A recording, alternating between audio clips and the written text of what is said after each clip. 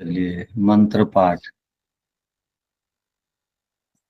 ओ सहना भवतु सहनौ भुनक्तु सह वीर्यं करवावहै तेजस्विनावधीतमस्तु मा विद्विषावहै। ओम शांति शांति शांति। सांख्य दर्शन के प्रथम अध्याय के 110वें सूत्र पर हम विचार कर रहे हैं।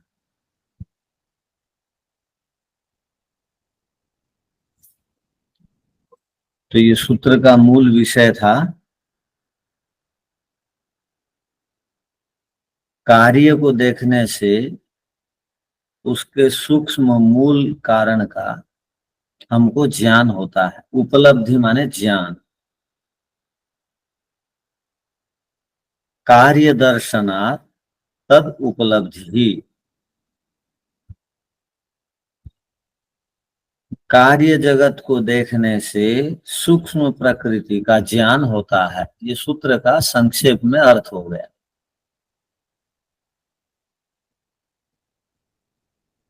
तो जो पदार्थ नहीं दिखते हैं वो पदार्थ सूक्ष्म है और जो पदार्थ दिखते हैं वो पदार्थ स्थूल है।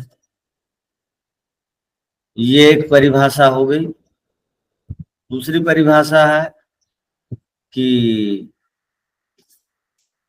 मूल प्रकृति में भी रूप अनभिव्यक्त रहता है।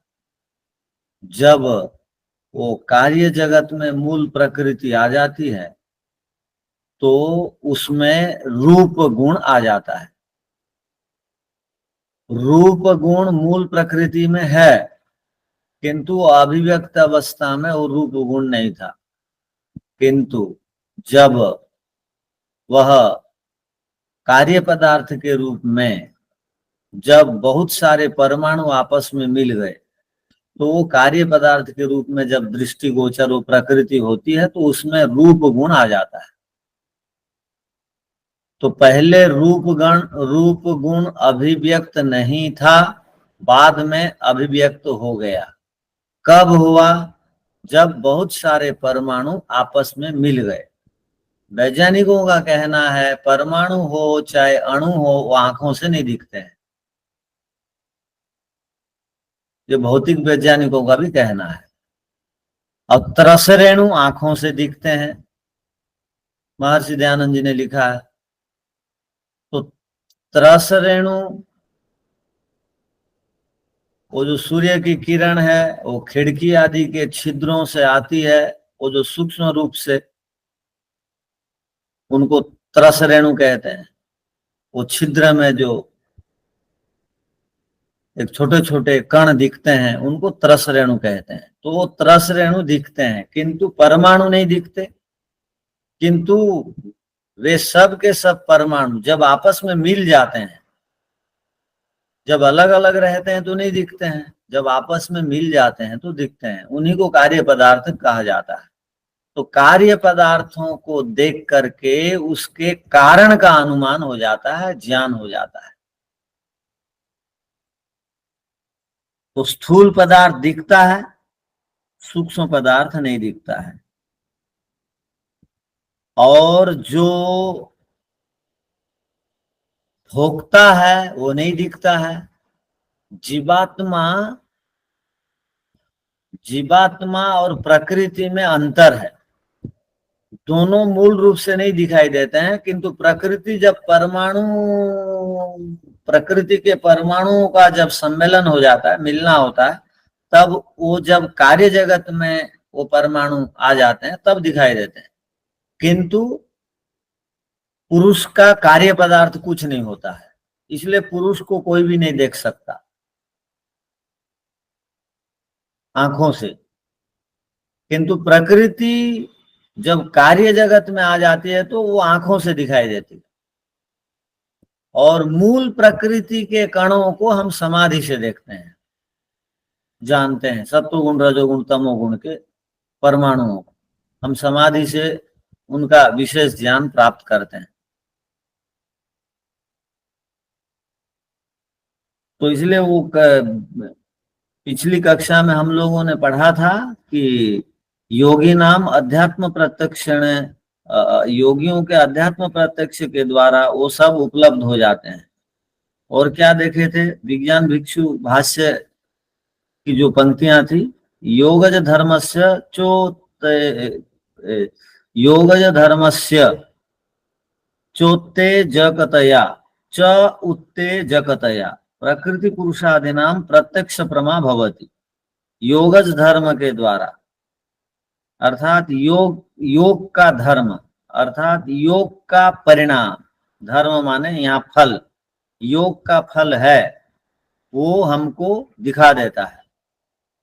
अर्थात सबके अंदर योग का सामर्थ्य है, किंतु जो योग को जीवन जिएगा उसमें योग का सामर्थ्य प्रकट होगा। उत्तेजकतया माने प्रकट होना। तो योग को जीवन में धारण करेंगे तो वो प्रकट होगा। प्रकट होने से समाधि के द्वारा सूक्ष्म भूतों का साक्षात्कार होगा, न तो साक्षात्कार नहीं होगा।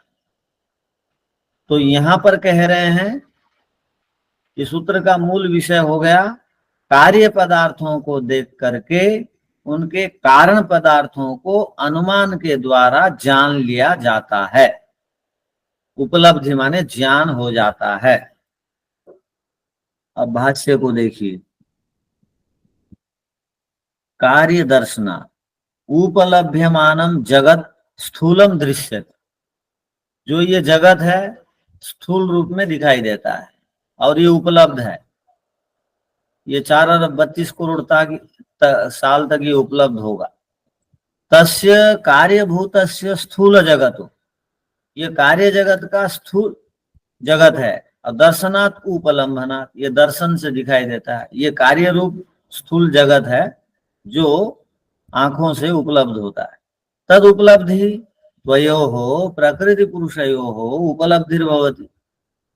प्रकृति पुरुष का उपलब्ध होता है कहा, किंतु समाधि से केवल पुरुष का उपलब्धि होगी और कार्य देख करके प्रकृति को हम जान लेते हैं, ऐसा अर्थ लेना चाहिए। यतः, क्योंकि स्थूलस्य पूर्व रूपम, स्थूल का जो पूर्व रूप होता है, पहला वाला जो स्वरूप होता है रूप, यद्वा स्थूलात् पूर्व सत्ताकम, या स्थूल पदार्थ का जो पहले वाला सत्तात्मक पदार्थ होता है, वस्तु भवति सूक्ष्म, वो सूक्ष्म होता है। अर्थात स्थूल का जो प्रथम चरण होगा वो सूक्ष्म होगा। जैसे घड़ा का जो प्रथम रूप है वो सूक्ष्म होगा, मिट्टी। ईंट का प्रथम जो रूप है वो मिट्टी सूक्ष्म होगा। और दीवार से सूक्ष्म ईंटें हैं, ध्यान रखिए। जो भी दीवार को हम पूरी तरह देख रहे हैं तो दीवार एक स्थूल रूप है, और जब दीवार सूक्ष्म रूप में दिखाई देगी तब वो मकान स्थूल रूप में आ जाएगा। तो मकान का सूक्ष्म रूप है ईंट दीवार, और ईंट का सूक्ष्म रूप है मिट्टी। मिट्टी का सूक्ष्म रूप है आपके मिट्टी के छोटे छोटे कण, वो सूक्ष्म रूप है। तो स्थूल को देख करके हम सूक्ष्म का अनुमान कर लेते हैं। तो जैसे हम रोटी को देख करके उसका सूक्ष्म रूप आटा का अनुमान कर लेते हैं, फिर आटा का सूक्ष्म रूप ढूंढेंगे तो आटा के कण और परमाणु कहलाएंगे। जब सबको हम हाथ में आटा को लिए और उसको मुंह से फूंक मार दी तो वो उड़ गए, उड़ करके छोटे छोटे कणों में बदल गए। वो जो कण है वो आटा का सूक्ष्म रूप हो गए। तो सब जो स्थूल पदार्थ हैं उनका पहला सूक्ष्म पदार्थ होता है वो पूर्व सत्ता वाला कहलाएगा। जो पूर्व सत्तात्मक पदार्थ है वो सूक्ष्म ही होगा। तथाच, वैसे ही स्थूलत्व विधायकम यद भोक्त्री व चेतनम, जो स्थूलत्व विधायक है अर्थात स्थूलत्व का विधान करने वाला, तद भोक्त्री व चेतनम, वो चेतन जो होता है वो भोक्ता है, और जो भोक्ता होता है जो चेतन पदार्थ होता है, जिसके कारण स्थूल पदार्थ अब दिखाई देते हैं, ये शरीर के प्रसंग में कह रहे हैं, वो सूक्ष्म एव भवति। जो शरीर को चलाने वाला जो भोक्ता है वो सूक्ष्म रूप में स्थित है। यदि इसका ऐसा अर्थ देखेंगे तो कोई भी सूक्ष्म पदार्थ है, कोई भी चेतन होगा वो सूक्ष्म होगा, वो आंखों से नहीं दिखाई देगा, और उसका कोई भी कार्य पदार्थ नहीं होगा। जैसे प्रकृति का कार्य पदार्थ होता है, बाकी जड़ पदार्थों का कार्य पदार्थ होता है, जिस प्रकार पांच महाभूतों का कार्य पदार्थ ये शरीर है, और ये शरीर रूप स्थूल पदार्थ का कार्य पदार्थ है पांच महाभूत हैं।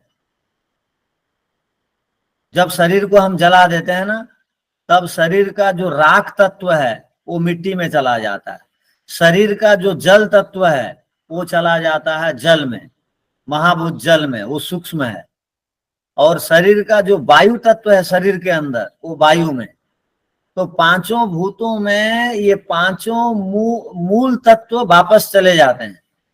तो सर्वाधिक शरीर में मोटा मोटी अंश स्थूल रहता है, मिट्टी का भाग पांचों से मिल करके बनता है, किंतु इसमें अधिक शरीर में रहता है पृथ्वी तत्व, और चार तत्व थोड़े थोड़े रहते हैं, उतने ही नहीं रहते हैं, सर्वाधिक मिट्टी तत्व अधिक रहता है।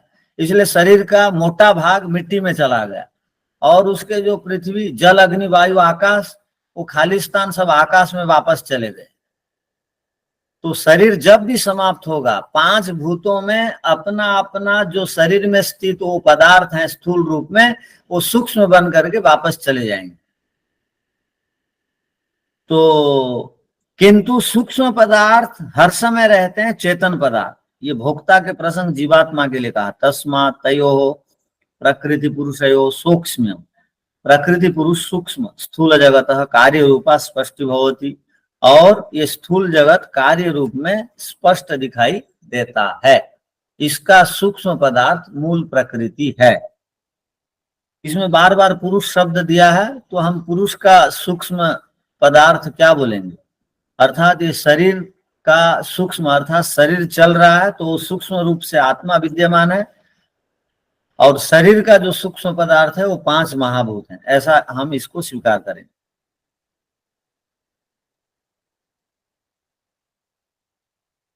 और कोई इसमें प्रश्न है?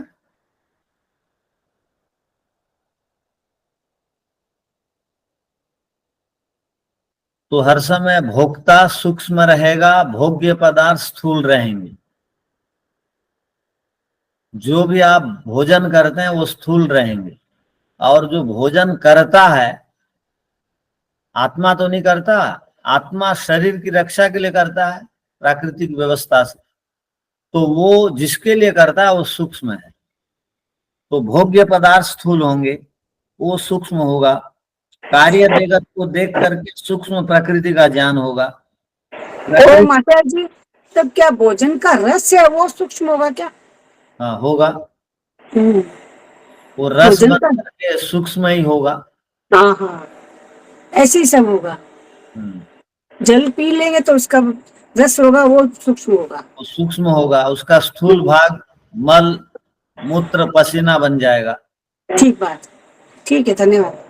वो जब शरीर में स्थित रसायन तत्व आमाशय में आते हैं, जब हम कुछ भोजन करते हैं वो आमाशय में गया, सब ठहर गया स्थूल तत्व, वहां शरीर के रासायन तत्व आते हैं आमाशय में, उसको रस बनाते हैं। इसलिए शरीर के रासायन तत्वों को ठीक रखने के लिए आसन प्राणायाम व्यायाम सकारात्मक विचार आदि रखना पड़ता है। वो रासायनिक तत्व आएंगे, उसको रस बनाएंगे, रस बना करके उसको ले जाएंगे, वो सूक्ष्म हो जाएगा, और जो उसका मोटा भाग है वो निकल जाएगा पसीना और मूत्र और मल के माध्यम से। तो वो जब वो रस बनेगा शरीर में, विभिन्न स्थानों में जाएगा, शरीर में वो बल देगा, वो सूक्ष्म बन जाएगा। किंतु बाकियों की दृष्टि से वो भी स्थूल है, आत्मा की दृष्टि से।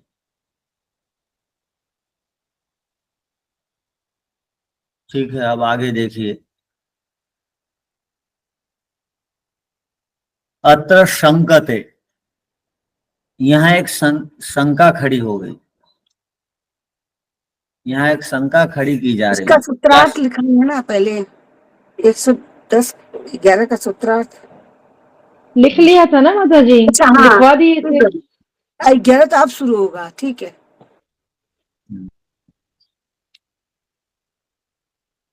चलिए आगे एक शंका है, सूत्र देखिए 111।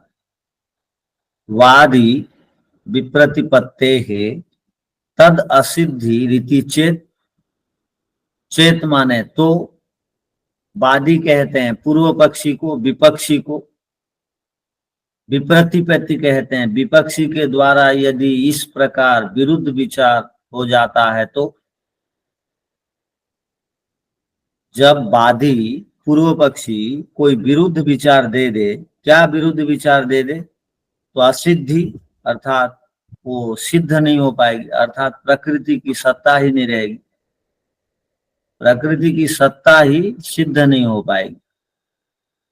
वादी के द्वारा, वादी कहते हैं पूर्व पक्षी को, वो सिद्धांति के लिए एक विचार देता है, विरुद्ध विचार। वो क्या देता है, वो क्या बोलना चाहता है, तो यहाँ पर कहा पूर्व पक्षी की ओर से ये बात बताई जा रही है सिद्धांति को, क्या कि जगत जब नष्ट हो जाता है तो कुछ नहीं बचता है, सब शून्य हो जाएगा। अब सिद्धांति का पक्ष है जगत जब नष्ट हो जाता है तो पूरा नष्ट नहीं होता है, वो सूक्ष्म होकर ठहर जाता है।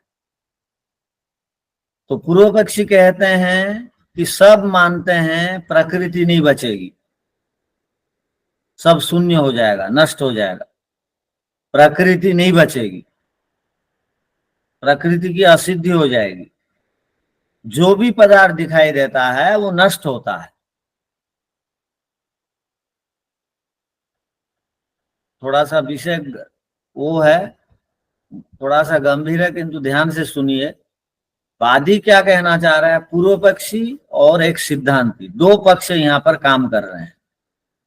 तो सिद्धांती का अपना एक मोटा पक्ष क्या है, जो भी पदार्थ नष्ट होता है पहले वो नष्ट हो करके वो कारण में विलीन हो जाता है, और कारण का कभी माने नष्ट होना नहीं होता, अर्थात कारण कभी समाप्त नहीं होता। पूर्व पक्षी कहता है दुनिया में जितने भी पदार्थ दिखाई देते हैं वो नष्ट हो जाते हैं। अब आप किसी को भी पूछ लो, दुनिया में दिखाई देने वाले पदार्थ नष्ट हो जाते हैं और सब शून्य हो जाते हैं, सब शून्य हो जाते हैं। अर्थात जिस प्रकार आप इसको ऐसा समझ सकते हैं, वो ये कहना चाह रहा है सब कुछ शून्य है। हम लोग कहते हैं कारण से कार्य की उत्पत्ति हुई, और पूर्व पक्षी कह रहा है सब शून्य से पदार्थों की उत्पत्ति होती है, और जो भी पदार्थ दिखाई देते हैं वो शून्य हो जाते हैं, नष्ट हो जाते हैं, समाप्त हो जाते हैं सदा सदा के। और जब नया कोई पदार्थ बनता है तो जादूगर जैसा, जादूगर जिस प्रकार बिना कोई सामान के एक नया पदार्थ बना के हमको दिखा देता है, वैसे ही शून्य से पदार्थ बनते हैं। ये किसका कथन है, पूर्व पक्षी का। आप ये मानते हैं कि नहीं, जादूगर बिना कुछ लिए हुए पदार्थों को नया नया बना के दे देता है? नहीं मानते, उसके पास आँख का अंदर आता कर लेता है, चीजें सब रहती। आप बड़े बड़े जादूगरों को देखे नहीं है, इसका मतलब तो ऐसे हाथ सफाई का काम करते हैं कि वो बिल्कुल कुछ पकड़े दिखेगा ही नहीं, वो कुछ एक बना के दे दें। तो वो जादूगर जिस प्रकार बिना पदार्थों की सहायता से, बिना कारण पदार्थों की सहायता से पदार्थों को बना देता है नया नया, वैसे ही पूर्व पक्षी का कहना है सब शून्य ही शून्य है, अभाव ही अभाव है, उससे पदार्थ बने, और जो भी पदार्थ बनते हैं वो नष्ट हो जाते हैं सदा के लिए।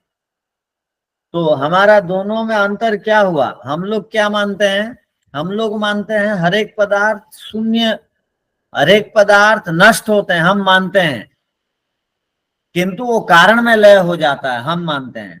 वो बोलते हैं हर पदार्थ नष्ट हो जाता है और सदा सदा के लिए विनाश हो जाता है, सबका शून्य हो जाता है, सबका अभाव हो जाता है।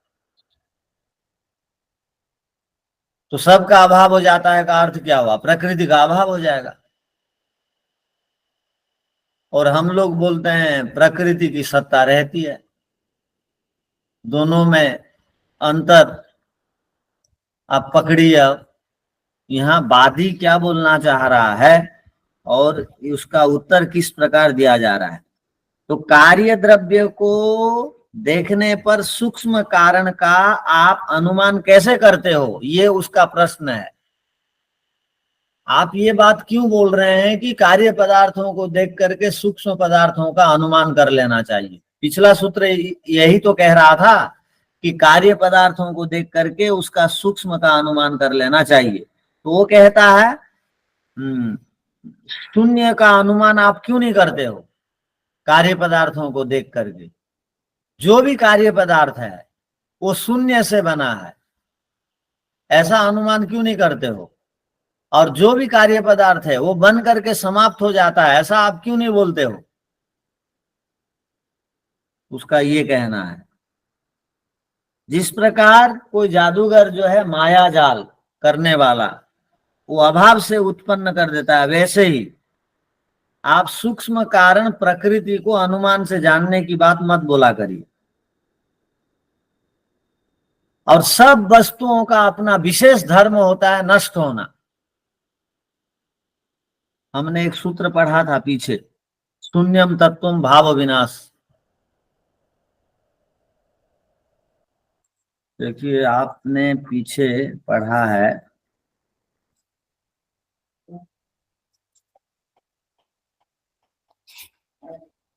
शून्यम तत्वम भावो विनश्यति वस्तु धर्मत्वाद विनाशस्य। 44वें सूत्र में आप लोगों ने पढ़ा है, वो उसी को प्रमाण के रूप में प्रस्तुत कर रहा है कि सब पदार्थों का अपना विशेष धर्म होता है नष्ट हो जाना। और आप बोल रहे हो नष्ट होता नहीं है। आप ऐसे क्यों बोलते हो? आप क्यों बोलते हो कार्य पदार्थों को देख करके कारण सूक्ष्म मूल प्रकृति का अनुमान कर लेना चाहिए, ज्ञान कर लेना चाहिए, जबकि हर एक पदार्थ का अपना मूल धर्म है विनाश को प्राप्त होना। तो आप शून्य का अनुमान करो, सूक्ष्म का अनुमान मत करो, हम इसको नहीं मानते, उसका कहना है। तो परंतु आचार्य जी, ये प्रश्न तो उन्होंने शून्यवादी ने पहले भी उठाया था कि सब शून्य क्यों नहीं मान रहे हो। तभी तो अगले सूत्र में भी बताया है कि वो अज्ञानी जन है, ये ठीक। उनका जो कथन है। तो ये यहाँ पे वो वापस वो प्रश्न क्यों उठा रहे हैं?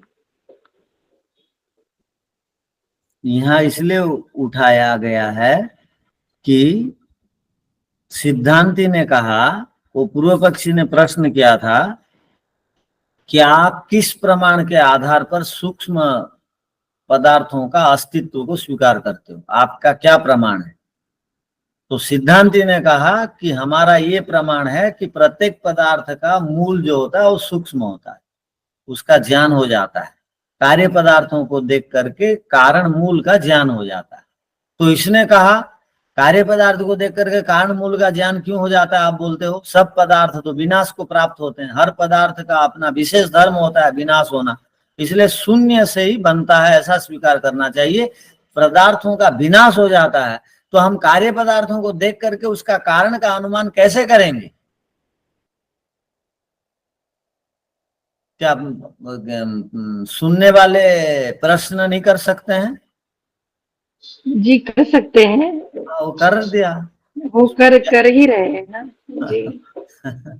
वो प्रश्न कर दिया। तो ये सूत्र का तो सामान्य अर्थ था, तो लिख लीजिए सूत्रार्थ पहले। यहां शंका करते हुए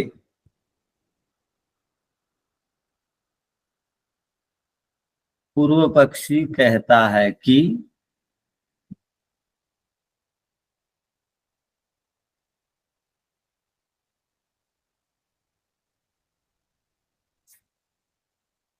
कार्य जगत से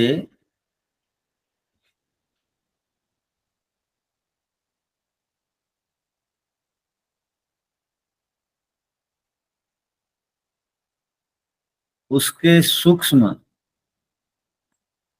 मूल कारण,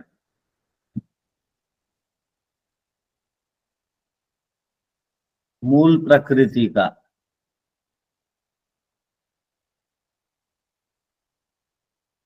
अनुमान किस लिए किया जाएगा या क्यों करना चाहिए, प्रश्नवाचक।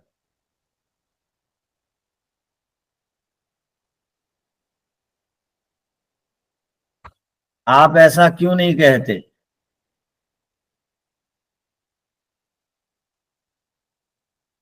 कार्य जगत टूटते टूटते शून्य हो जाएगा,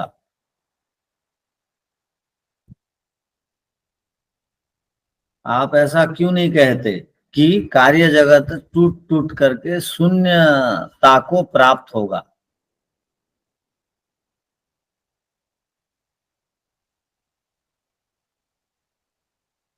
क्योंकि हर पदार्थ का अपना मुख्य धर्म होता है विनाश को प्राप्त होना।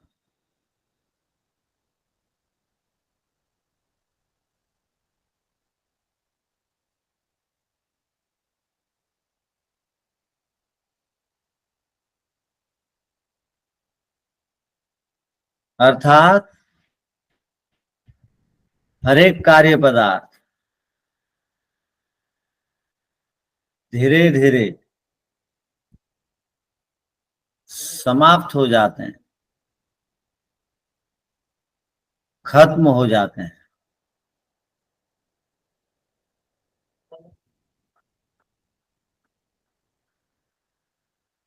पूर्ण विराम। यहां पर सिद्धांति का कथन है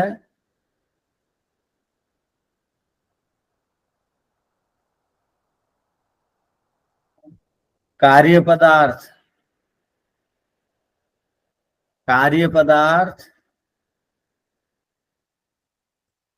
समाप्त होकर के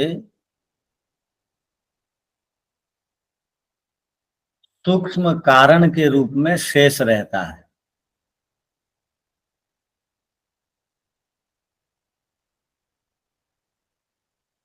तथा विरोधी का विचार है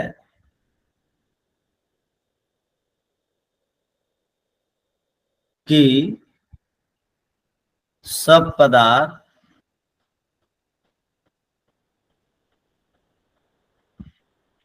आचार्य जी, एक मिनट आचार्य जी, क्योंकि सूक्ष्म कारण के रूप में शेष रहता है, कुछ ध्यान डाइवर्ट हो गया था, सुनाई नहीं पड़ा। बचेगा। विरोधी का विचार है सब पदार्थ अर्थात कार्य पदार्थ सर्वथा नष्ट हो जाएगा,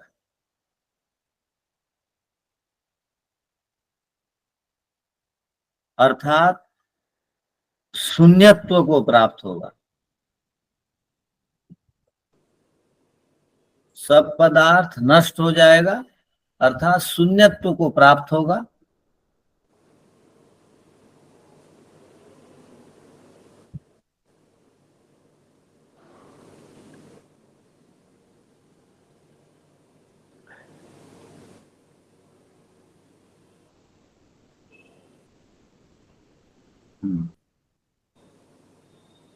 सूत्र का सारांश अर्थ हुआ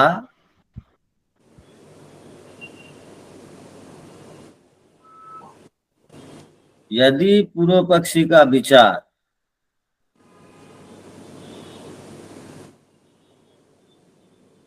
विरुद्ध हो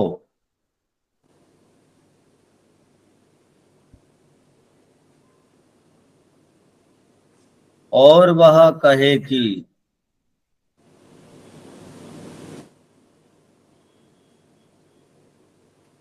कार्य जगत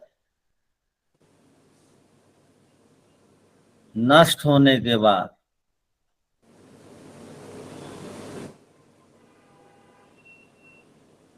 कुछ नहीं बचेगा।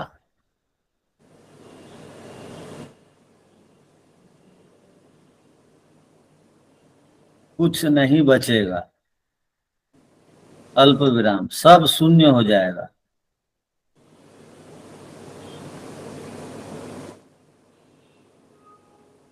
सब शून्य हो जाएगा।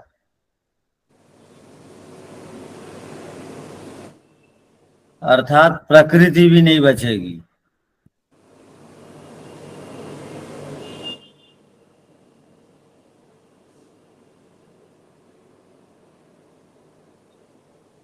ऐसा कहे तो, पूर्व पक्षी यदि ऐसा कहे तो, इतना इस सूत्र का अर्थ बन रहा है, तो उसका समाधान अब देंगे आगे। सिद्धांती उत्तर के माध्यम से एक सूत्र देगा। अब इसका भाष्य देख लेते हैं। अत्र शंकते वादी विप्रतिपत्ते है तद असिद्धि रीति चेत।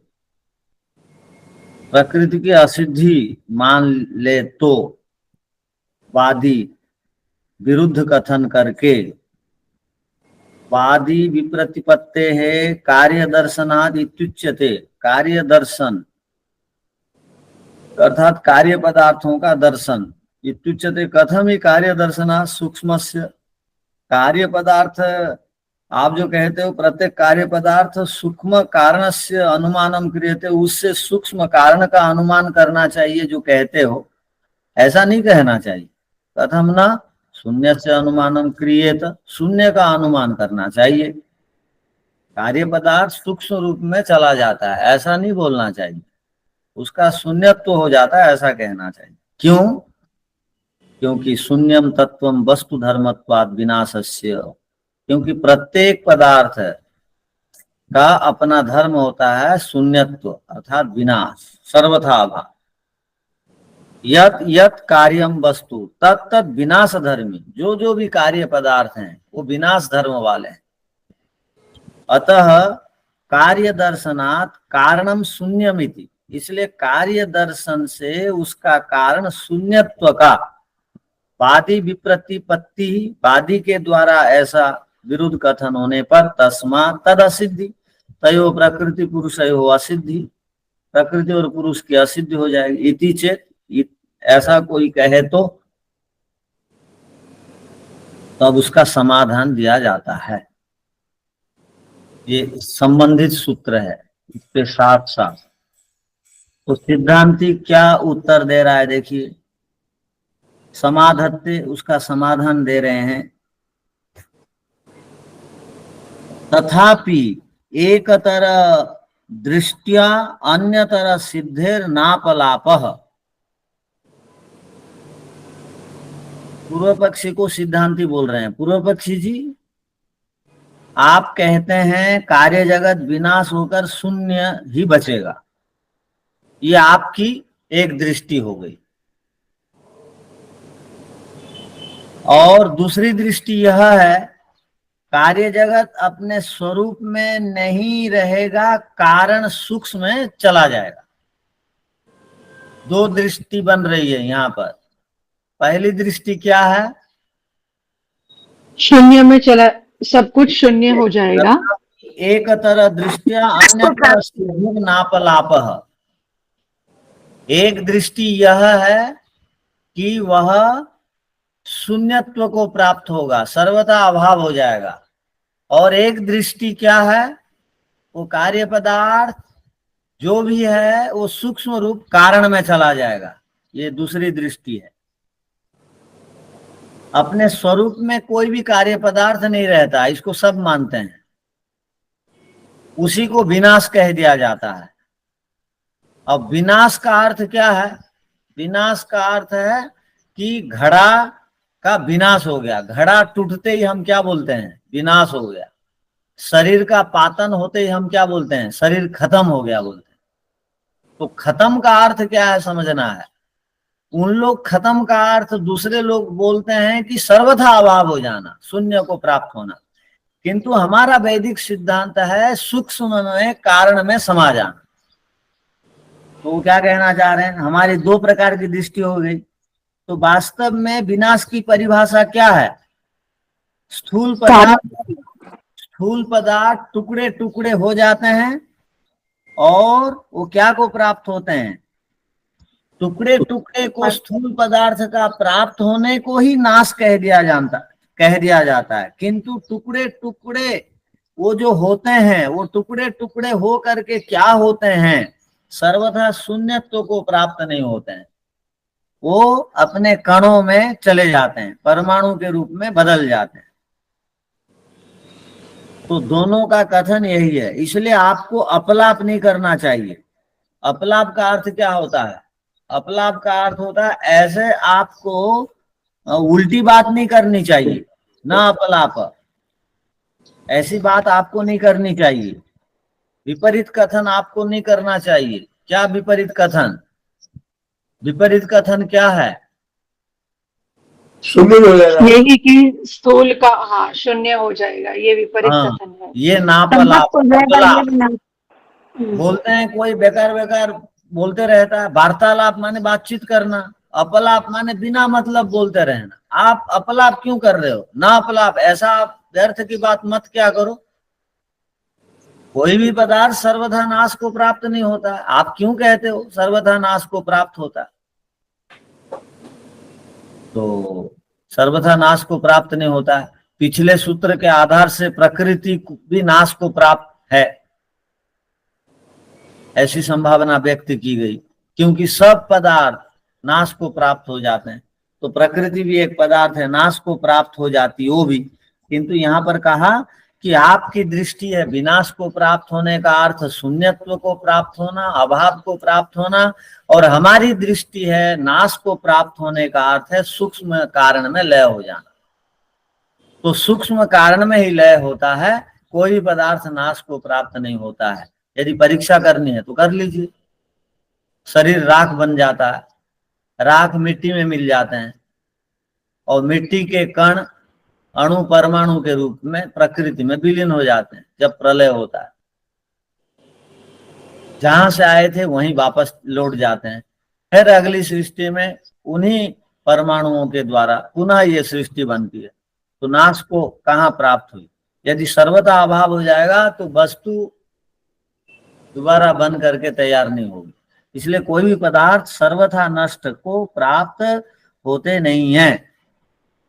इसका अर्थ हो गया सूक्ष्म होना पदार्थ का कारण स्वरूप है, अर्थात हर एक पदार्थ जब सूक्ष्म हो जाते हैं तो उन्हीं को कहा जाता है वो कारण में चले गए, अर्थात पदार्थ का वो कारण स्वरूप है कह दिया जाता है। जो भी पदार्थ सूक्ष्मता को प्राप्त होते हैं उसको कह दिया जाता है कारण को प्राप्त हो जाना, कारण स्वरूप को प्राप्त हो जाना, ये कह दिया जाता है। और जितने कारण वाले पदार्थ पहले विद्यमान थे पिछली सृष्टियों में, इस सृष्टि में भी कारण वो परमाणु रूपक पदार्थ उतने ही हैं। आत्मा और प्रकृति के परमाणु घटते और बढ़ते नहीं है। क्या मूल बात समझ लीजिए, आत्मा प्रकृति, आत्मा कभी घटता बढ़ता नहीं है सांसारिक उपलब्धियों से, और प्रकृति से जितने भी पदार्थ कार्य पदार्थ बने वो जब सब वापस जाकर के कारण में समा जाएंगे तो सृष्टि में, आदि सृष्टि में मूल प्रकृति के अपने जितने भी मूल परमाणु थे उतने ही बने रहेंगे। वो जितने भी नए नए अनंत पदार्थ दिखाई देते हैं वो जितने परमाणु मूल सृष्टि में अर्थात प्रलय काल में विद्यमान थे उतने ही में वापस चले जाएंगे। एक भी परमाणु की संख्या बढ़ेगी नहीं, एक भी परमाणु की संख्या घटेगी, जितनी थी उतनी। तो प्रकृति घटती बढ़ती नहीं है, जीवात्मा भी घटती बढ़ती नहीं है, और ईश्वर भी घटते बढ़ते नहीं। इसलिए तीनों को अनादि अनंत कहा जाता है। माने इनका आदि नहीं, अंत नहीं, समाप्ति नहीं, निर्माण नहीं, घटते ना बढ़ते नहीं है। ये मूल सिद्धांत है। इसी को बताने के लिए ये सूत्र बनाया गया।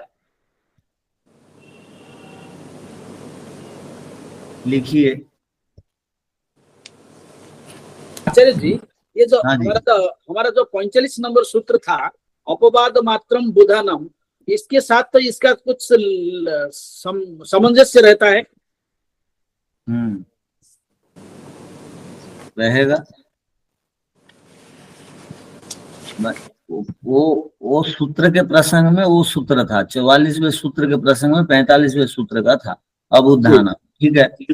और ये जो कथन करते हैं कि कार्य जगत समाप्त हो जाएगा, वो भी अबुद्ध ही है, जानकार नहीं है, अज्ञानी है। हाँ। ठीक है।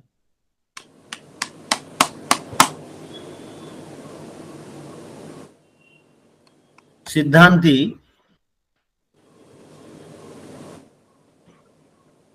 पूर्व पक्षी को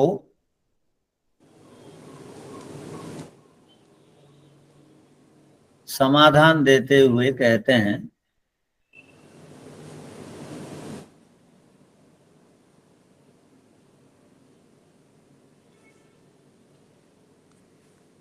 कि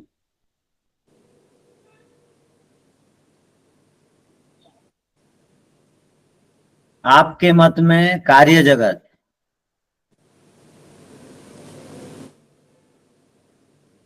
विनाश को प्राप्त होकर शून्य रूप हो जाएगा।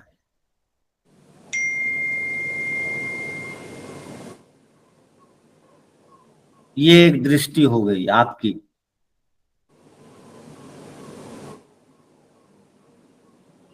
और हमारी दूसरी दृष्टि है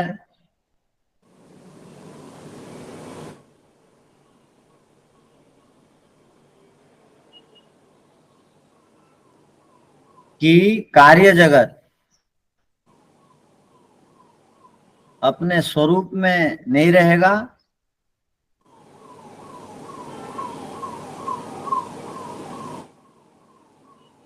कारण में अल्प विराम सूक्ष्म में चला जाएगा।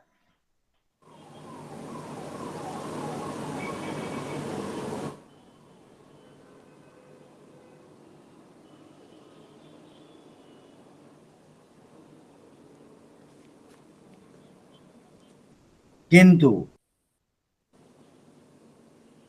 वास्तव में विनाश की परिभाषा क्या है?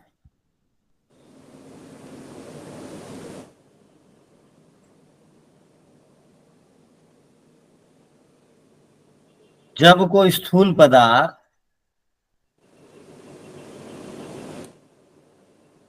सूक्ष्म होकर, नहीं, जब कोई स्थूल पदार्थ टुकड़े टुकड़े होकर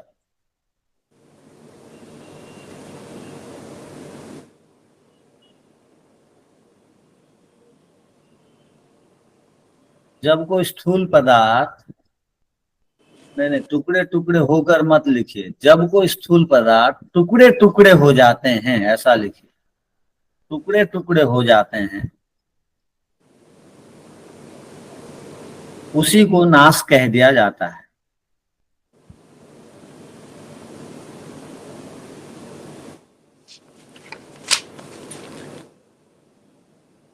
जब उस टुकड़े टुकड़े को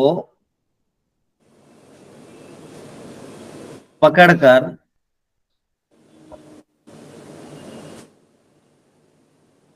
और उसको तोड़ेंगे या चूर्ण करेंगे,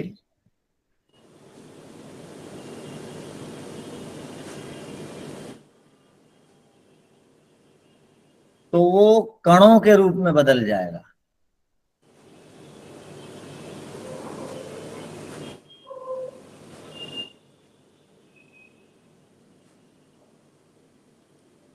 उन टुकड़े पदार्थों का सर्वथा अभाव नहीं होगा।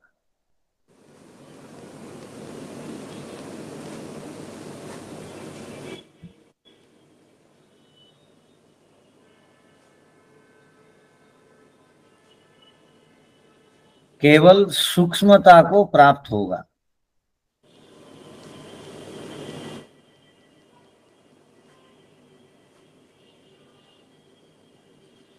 इसी को विनाश कहा जाता है।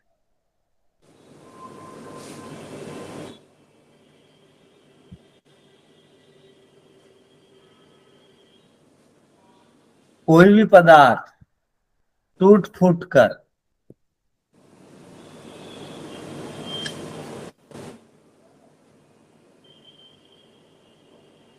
कणों में बदलकर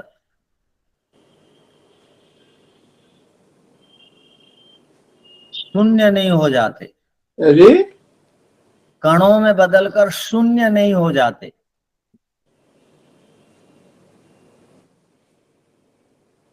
बल्कि वे केवल सूक्ष्म रूप में रहते हैं।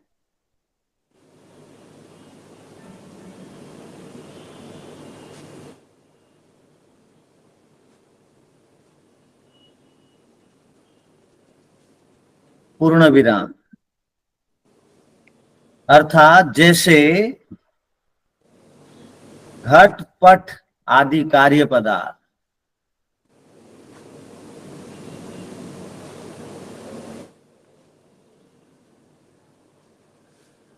नाश को प्राप्त होते हैं,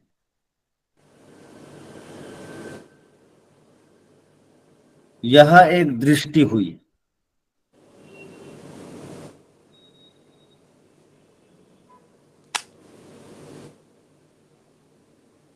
ऐसे ही दूसरी दृष्टि है, यह एक दृष्टि, ये एक दृष्टि हुई।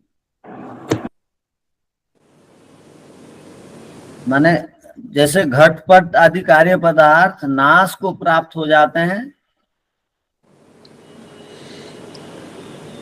उसके बाद लिख दीजिए सर्वथा अभाव हो जाते हैं, यह एक दृष्टि हुई।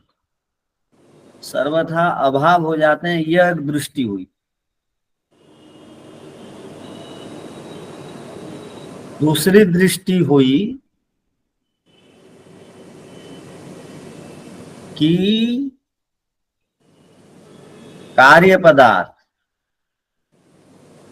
नष्ट होने पर भी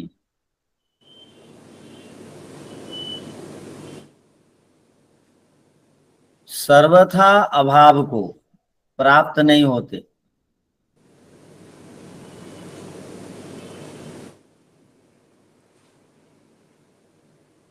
बल्कि सूक्ष्म रूप से कारण द्रव्य में रहते हैं।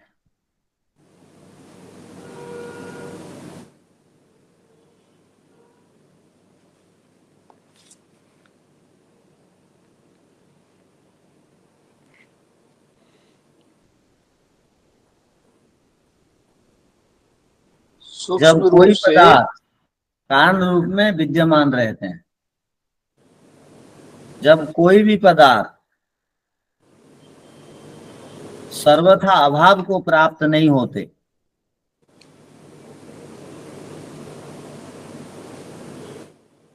अतः यह आपका विपरीत कथन पदार्थ सर्वथा अभाव को प्राप्त नहीं होते, अतः यह आपका विपरीत कथन कि पदार्थ का नाश का अर्थ है शून्य होना। आचार्य जी विपरीत कथन, पदार्थ का नाश का अर्थ है शून्य होना, अल्प विराम, अभाव को प्राप्त होना, यह ठीक नहीं है। आचार्य जी थोड़ा छूट गया है। सर्वथा अभाव को प्राप्त नहीं होते, अतः आपका यह विपरीत कथन कि पदार्थ सर्वथा शून्य को प्राप्त होते हैं या अभाव हो जाते हैं, यह कथन ठीक नहीं।